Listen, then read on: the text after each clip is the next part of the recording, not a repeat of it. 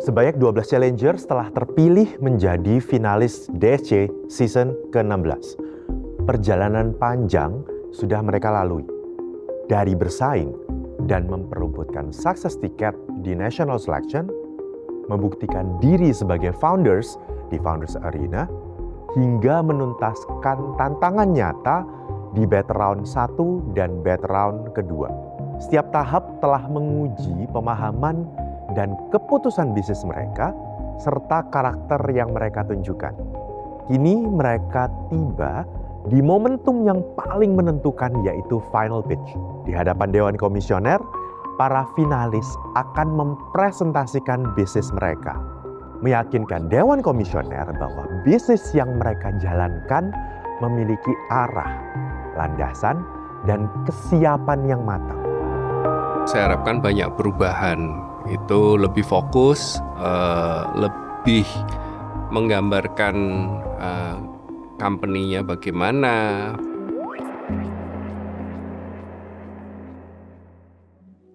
Salam diplomat, saya Anthony Lim, siap bikin gebrakan. Aku Anthony dari Relate. Relate itu selai mede kopi susu. Sebenarnya alasannya dari pribadi ya. Dulu gue sempat 116 kilo, terus melalui banyak journaling, banyak belajar tentang inner child and healing. Kan kita harus benar-benar menyelam ke diri sendiri. Relate itu simple, selai mede kopi susu. Dan disinilah kami masih di fase post market validation, mendapatkan 6 bulan terakhir ini feedback dari beberapa orang yang mungkin udah pernah lihat namanya. Financial projection cukup modest, estimasi penjualan sekitar 3 miliar di tahun pertama. Namun hanya melihat dari distribution channel yang kami punya, kira-kira ada 30 subdistributor yang bisa mencapai sebenarnya lebih dari 18 miliar. Saya mau nanya, ini belum jalan ya? Sedang dalam proses prototyping dan research. Di Mei 2027, tanggal 27 Mei, itu kita soft launching. Kan ini ada estimasi penjualan 3 miliar, kan yang perlu juga diyakinkan kan adalah how do you want to achieve this number? Yes. Ya, melalui strategi apa dan sebagainya, itu yang perlu diyakinkan dulu kan kalau bicara marketnya.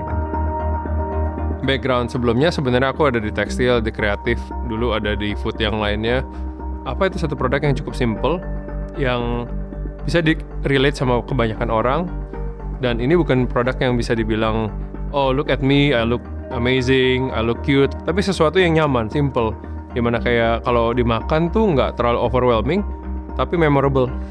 Kamu bisa saya assume orangnya bosenan, nggak stay di satu bisnis, itu bahaya loh. Apakah kamu kutu loncat dalam dunia bisnis, saking jagonya tuh. Ini membuat orang khawatir. Gimana kamu meyakinkan kami gitu, kalau ini kalau dibantu akan jalan? Baik. Apakah ini akan kamu tinggal juga gitu? Mungkin I still have my self-critic tuh yang mungkin agak mengganggu.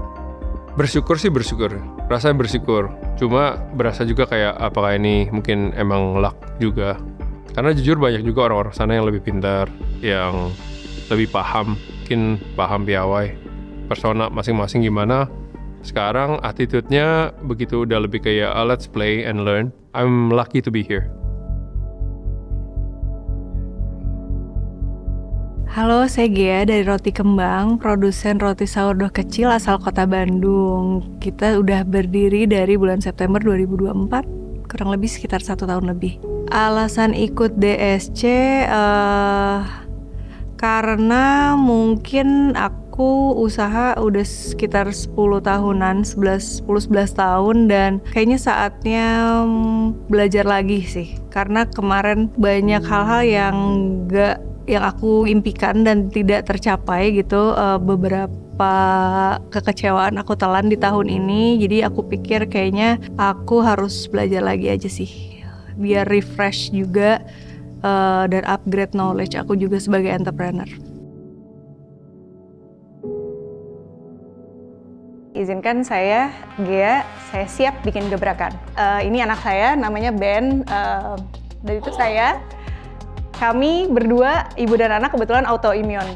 Anak saya dengan vitiligonya dan saya dengan psoriasisnya. Di situ awalnya kenapa saya cukup concern sama nutrisi dan apa yang perlu kita makan dan enggak.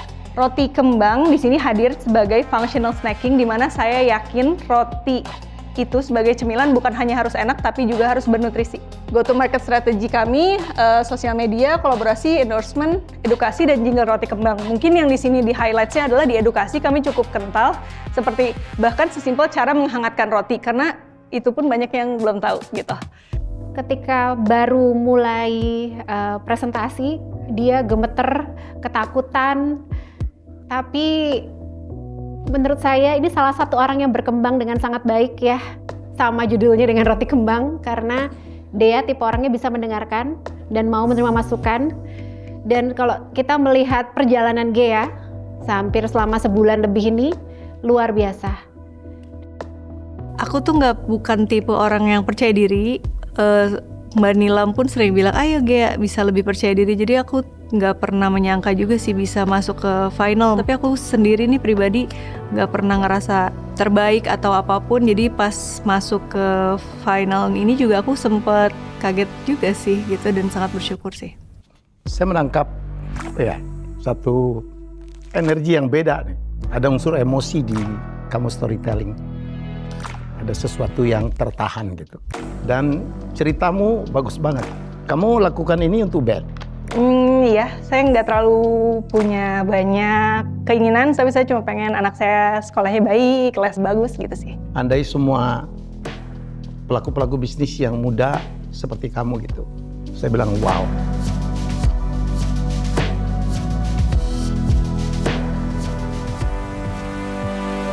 Saya Herti dari Hakodo. Kita bikin produk Hako Kombucha. Kombucha sendiri kita raw, unfiltered, 100% alami. Tantangan yang paling berkesan itu terakhir di Battle Round 2. Karena saya dipilih jadi ketua sih. Sebetulnya itu adalah opportunity dan juga challenge ya. Jadi saya selama ini merasa belum terlalu percaya diri untuk tahapan itu gitu. Tapi ternyata kemarin bisa. Jadi perjalanan DSC ini dari awal sampai akhir itu saya berusaha untuk memaksimalkan apa yang saya bisa. Salam diplomat, saya Herti, siap bikin gebrakan. Pernahkah Bapak dan Ibu berdiri lama di depan etalase ini? Membayangkan sesuatu yang menyegarkan, tapi juga sehat, dan berakhir tidak menemukan apa-apa. Kami menemukan dan kami yakin bahwa kesegaran dan kesehatan tidak harus bertolak belakang. Dan pertemuan saya dengan kombucha itu bukan 2 tahun, tapi 10 tahun ke belakang di bangku kuliah. Kami yakin kami bisa mengeksekusi dan membawa Hako Kombucha ke retail market yang lebih luas. Bukan hanya produk yang enak, sehat, tapi juga menyehatkan. Pertama, saya memang pengguna kombucha. Menurut saya ini kurang. Yang harus dipilih di kombucha. Saya menyadarkan orang dulu untuk minum kombucha. Belum tentu semuanya sudah aware. Ini produksinya di mana? Di Bandung, Pak. Rencana ke depan tetap di Bandung? Untuk Bandung, kita bisa cover Bandung-Jakarta. Jadi Hako Kombucha itu kuat di Bandung sebenarnya. Jadi kalau di Bandung itu kita sudah dipercaya juga untuk maklun, beberapa ada brand. Habis itu kita juga masuk ke toko-toko, toko organik, coffee shop yang udah lumayan dikenal di Bandung, kita masuk semua. Dan juga kita mau bikin produk-produk yang lebih produk market fit lah dengan kebutuhan yang ada di market itu. Aku Jonathan dari Lean Lab.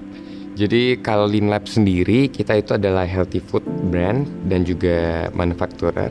Perjalanan DSC pastinya itu dari A sampai Z semuanya luar biasa, semuanya unpredictable, semuanya dapat pembelajaran. Tapi jujur kalau buat aku pribadi, yang paling menantang itu pas kita kerja sama tim.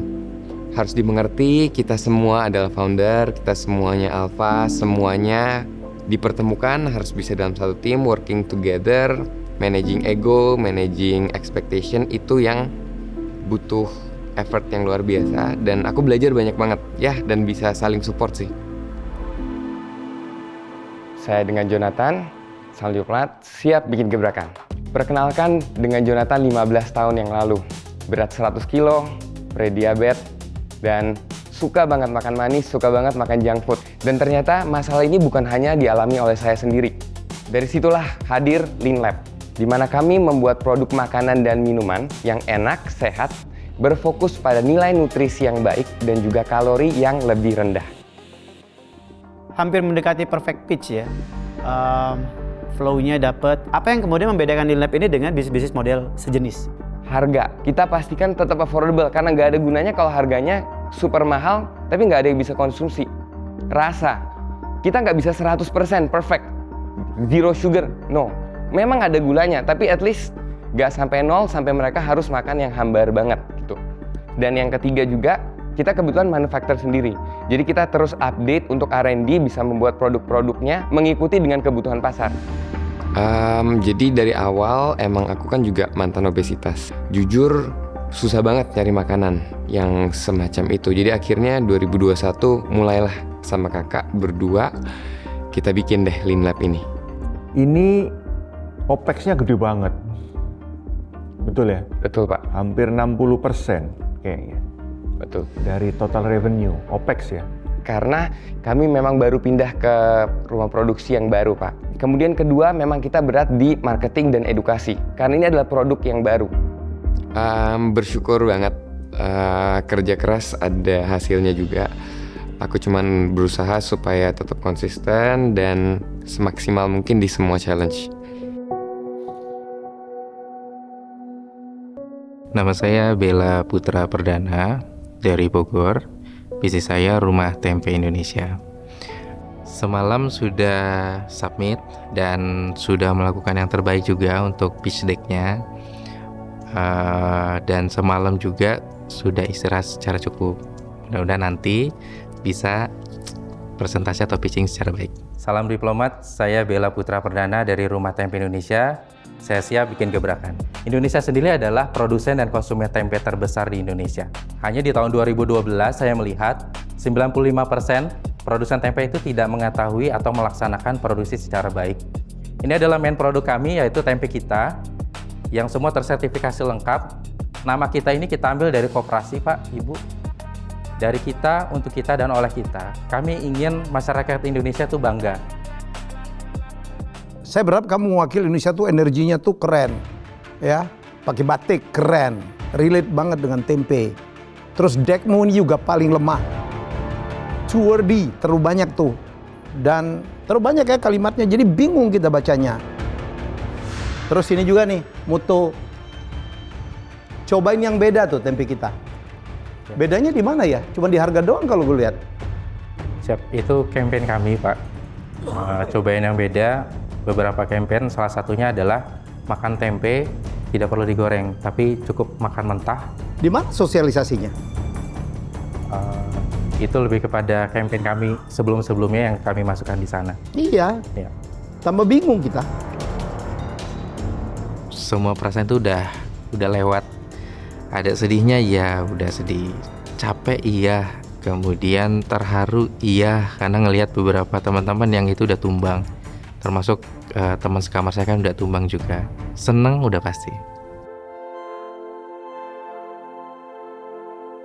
Aku Kevin dan aku dari bisnis Fit-U. Fit-U itu produsen spray diet gula pertama di Indonesia. Jujur, aku tuh seorang anak yang dilahirkan dan dibesarkan dari keluarga penderita diabetes. Jadi kalau boleh cerita, nenek saya dulu meninggal akibat penyakit diabetes. Bahkan ibu saya juga merupakan penderita diabetes, pernah kena glukoma, dan itu jadi satu panggilan buat saya bahwa gak bisa nih masalah kayak gini dibiarin terus gitu. Makanya kita di sini di Fit-U nge-develop satu solusi, satu produk baru yang ini bisa membantu loh untuk nge-solve kecanduan diet gula itu secara langsung gitu, secara gampang gitu. Salam diplomat, saya Kevin, saya siap bikin gebrakan. Spray anti kecanduan gula pertama di Indonesia. Produk ini sebenarnya telah teruji di banyak negara dan kini saatnya Indonesia untuk merasakan manfaatnya. Bagaimana caranya? Produk kami simpelnya punya beberapa kandungan utama. Yang pertama ada Gymnema sylvestri, yang kedua ada peppermint. Cara pakainya bagaimana? Simpelnya ketika kita sedang craving atau ingin mengendalikan nafsu makan kita terhadap makanan manis atau makanan yang mengandung gula, tinggal semprotkan ke mulut 2-3 kali.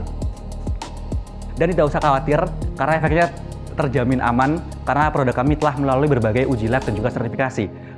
Produknya sudah ada di luar negeri kan harusnya kan? Beberapa di negara luar ada, Pak. Karena memang kalau sudah berapa lama mereka memproduksi dan menjual produk itu? Kalau untuk tahunnya sih saya kurang tahu ya Pak, kalau untuk di luar negeri. Diplomat Success Challenge ini adalah prinsipnya 3P. Ya, ada paham, ada piawai, ada persona. Kalau Anda jawabnya saya nggak tahu, nah itu tanda tanya buat kita. Saya suka decknya, one slide, one message, keren gitu ya. Yang ngagum saya, deck ini di samping kalau untuk disampaikan ke investor terlalu tebal, produknya ternyata belum punya BPOM ya. Izin edarnya tinggal ya, saya tahu lagi diurus, tapi menurut saya agak riskan loh ya. Anda menjual sebelum keluar BPOM.